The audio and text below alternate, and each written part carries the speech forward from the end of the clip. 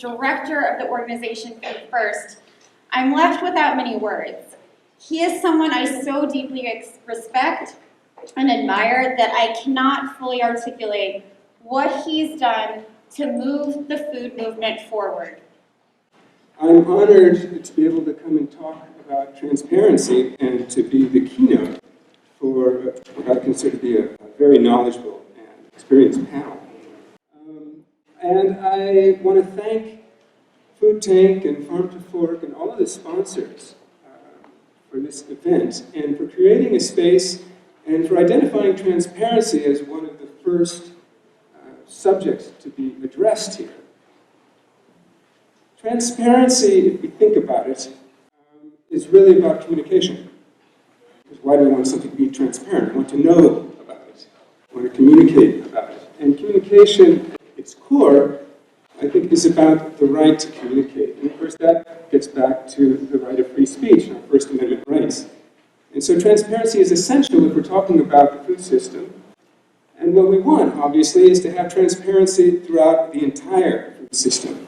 But that would mean, just as it does in our Constitution, that we would need to have the right to the freedom of speech without fear of reprisal. And we also would need communication and dialogue between equals. And the problem, of course, as Sarah has just pointed out, within our food system and in our society, we are equal. We're equal under the law, but we are not equal in terms of our ability to express those rights. And this is particularly true in our food system. So the challenge for us is how to create transparency and equity throughout the entire food chain. And I say equity because if some of us are less equal than others, that means we need to level the playing field. We can't have a dialogue between people who have more power over others. And since we have a stratified society, that means that equity is one of our first tasks for a sustainable and equitable food system. One of our sponsors, Driscoll's, is here, and here are some of the berries. And if we're going to talk about transparency, the first thing we see is a transparent little box, so that's good. We see that they're strawberries. Excellent. And if we read the label, we can see Driscoll's, only the finest berries, I believe that. USDA organic, and later on we see it's a product of USA. So we know where they come from, more or less, and we know that they don't have any pesticides on them. And we can infer then that the workers were poisoned by pesticides. These are all good things. But there's a lot more to say.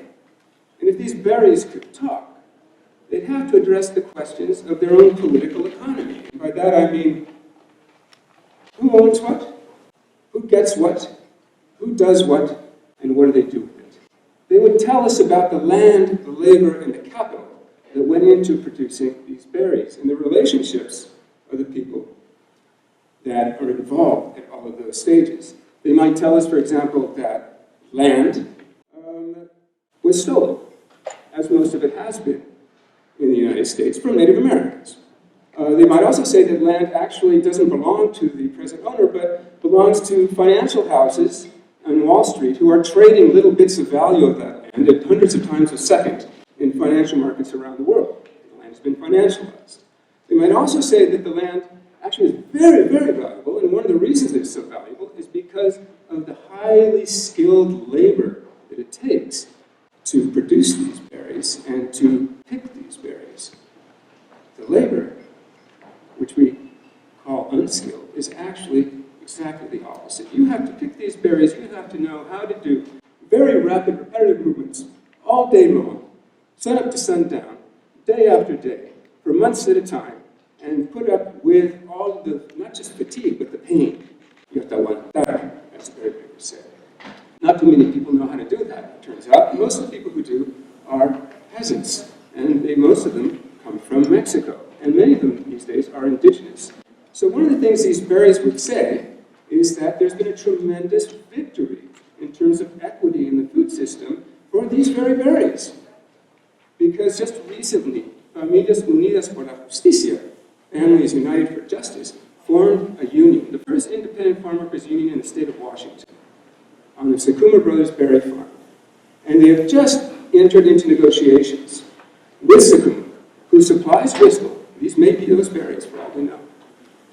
So that the workers on that farm can have decent working conditions, will not be afraid of experiencing wage theft, will not be afraid of expressing themselves, will get a fair wage, and among other things, they would like a pension. Because workers' bodies frequently wear out very quickly, and they'd like to have a pension. So this is a tremendous victory. It took 4 years. It wasn't easy to get Sakuma and Driscoll's to the table. And I think they should be congratulated now for coming to the table, for allowing the union vote to take place and the union to form. And we expect that early next year there will be an agreement. Now this only happened because the workers went on strike. That's very difficult for a worker to go on strike because then you don't get a wage. So the other thing that they did, aside from legal proceedings, was they instituted a boycott. And that's where you come in. Because people boycotted Driscoll berries. And they boycotted Driscoll berries because they knew that Sakuma was supplying Driscoll. And they did it long enough until finally all parties were able to come to the table. And what that means, that's the equity part. That's the equity part of transparency. That's leveling the playing field so that we can have an equitable dialogue, transparent dialogue, in order to reach some sort of equitable solution around our food. The lesson that I want to leave you with, and which I'm sure our panelists will address, is that it takes social movements to create equity. It takes social movements to create dialogue and transparency. We cannot take this as a given, just as we can't take our First Amendment right as a given. We have to exercise it, make sure that it's respected. I think as we move forward, it's going to be extremely important in all aspects of the food chain, in all aspects of the food system, to ensure that people are able to organize and that the power of social movements actually ensures that we produce and process and consume in accordance with our values. Because the system is not set up to do that. The rules are there, but they have to be enforced. And they have to be enforced from below. Thank you very much.